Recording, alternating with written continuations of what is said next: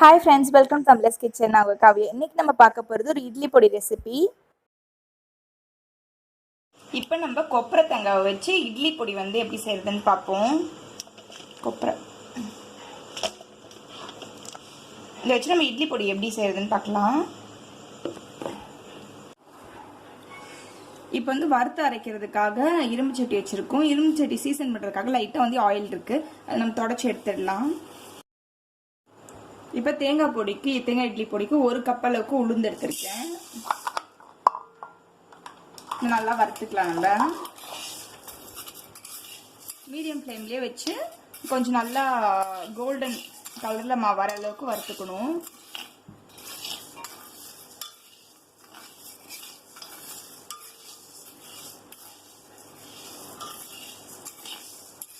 இப்போ நல்லா கொஞ்சம் கோல்டன் கலர்ல வந்து வறுத்தாச்சு.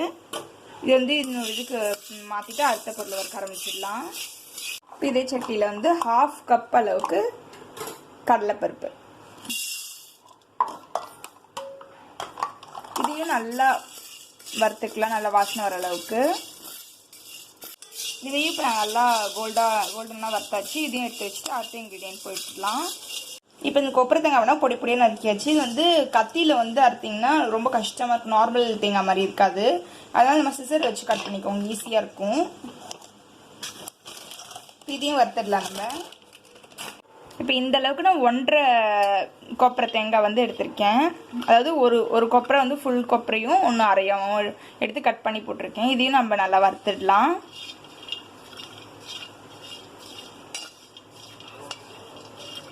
நல்ல தேங்காய் எண்ணெய் வாசனை வர அளவுக்கு வறுக்கணும். நம்ம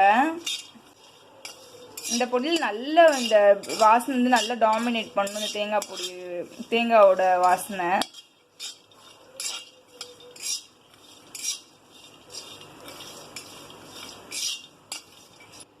இப்போ இது நல்லா வறுத்தாச்சு. இதையும் எடுத்து வச்சுக்கலாம். நம்ம இப்போ நமக்கு காரத்துக்கு ஏற்றாப்புல இது மிளகா போட்டு வறுத்து எடுத்துக்கலாம். இதுவும் நல்லா வறுத்து எடுத்துக்கணும். நம்ம வறுத்துட்டு காமிக்கிறேன். இதையும் நல்லா வறுத்தாச்சு. இதையும் எடுத்து வச்சிடலாம். நம்ம இப்போ இதுல இருந்து 1 டேபிள் ஸ்பூன் மட்டும் பச்சரிசி. நம்ம தேங்காயில் வந்து கொஞ்சம் லைட்டாக வந்து ஈரத்தன்மை இருக்கும். அந்த தேங்காய் எண்ணெய் இப்போ அந்த ஈரத்தன்மையை வந்து இந்த அரிசி வந்து அப்சர்வ் பண்ணிக்கும். அதனால இதில் மட்டும் நம்ம அரிசி போட்டுக்கலாம்.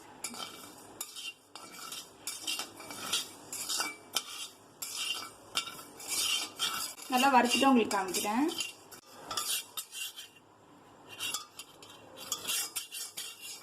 இதுவும் நல்லா பொரிஞ்சிருச்சு. இதையும் நம்ம எடுத்து கொட்டிடலாம்.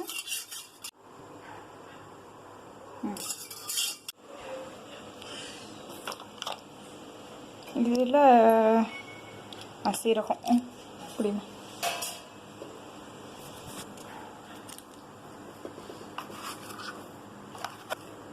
1 டேபிள் ஸ்பூன் அளவுக்கு சீரகம்,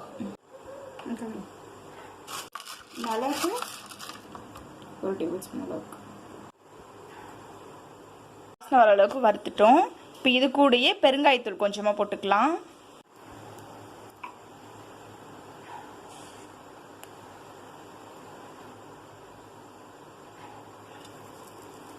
இப்போ ஆஃப் பண்ணிடலாம். இரும்பு சட்டினால அதுவே வறுந்துக்கும்.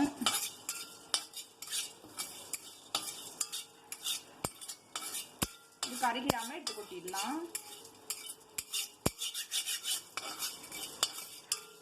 இப்போ இதுக்கு அளவு உப்பு வச்சிடலாம். நம்ம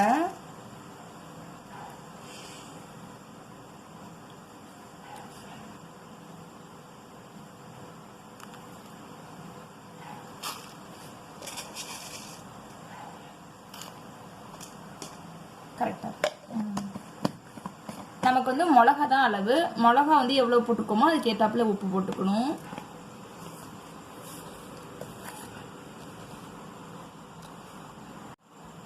இது எல்லாமே நல்லா ஃபேன் கீழே ஆற வச்சுட்டு நம்ம போய் அரைச்சிடலாம். இது வந்து கொஞ்சம் குறைன்னு எங்களுக்கு பிடிக்கிறதுனால குறைன்னு அரைச்சிக்கிட்டோம். உங்களுக்கு நல்லா நைஸாக இருக்கிறது பிடிக்கணும், நல்லா நைஸாக அரைச்சிக்கோங்க. இது வந்து நம்ம நல்லா அரைச்சிட்டு வந்துடலாம். நல்லா அரைச்சிட்டோம். இது வந்து நம்ம ஒரு பிளேட்க்கு ட்ரான்ஸ்ஃபர் பண்ணி கொஞ்சம் நல்லா ஆற வச்சுக்கலாம். ஏன்னா மிக்ஸி ஓடும் போது லைட்டாக சூடாக இருக்கும் பொடி.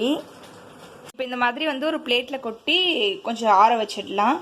ஆறுனதுக்கு அப்புறமா ஒரு ஏர்டைட் பாக்ஸில் போட்டு நம்ம மூடி வச்சுக்கலாம்.